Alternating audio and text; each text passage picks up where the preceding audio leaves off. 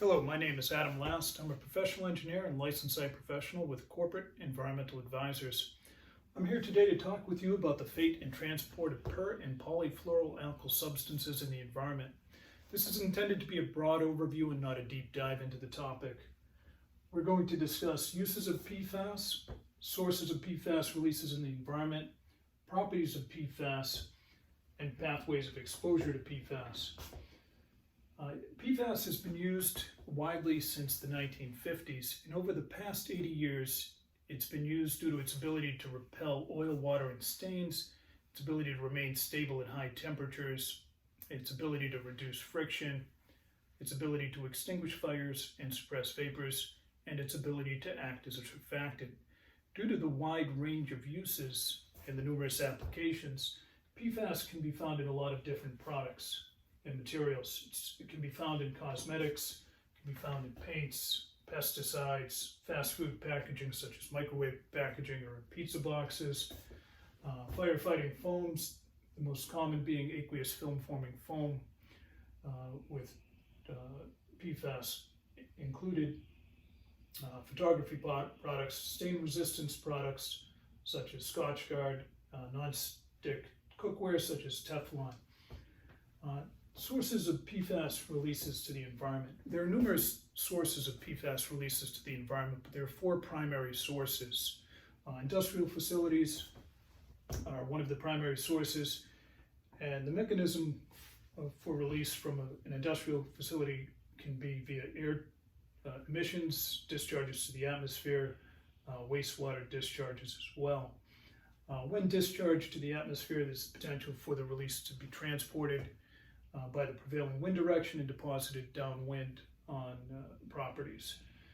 The second primary source is Class B firefighting foams that have been discharged to suppress fires or as part of fire training exercises.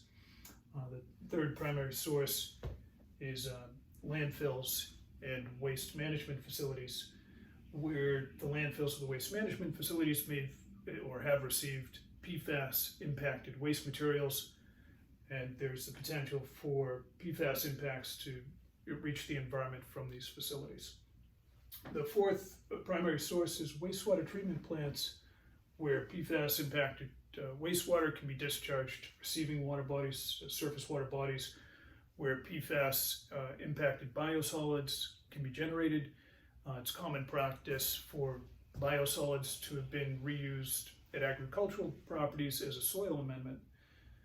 And the third primary mechanism of release from a wastewater treatment facility is via settling lagoons, where the wastewater is held for a period of time, and there's the potential for the wastewater to leach down into the subsurface and impact underlying groundwater.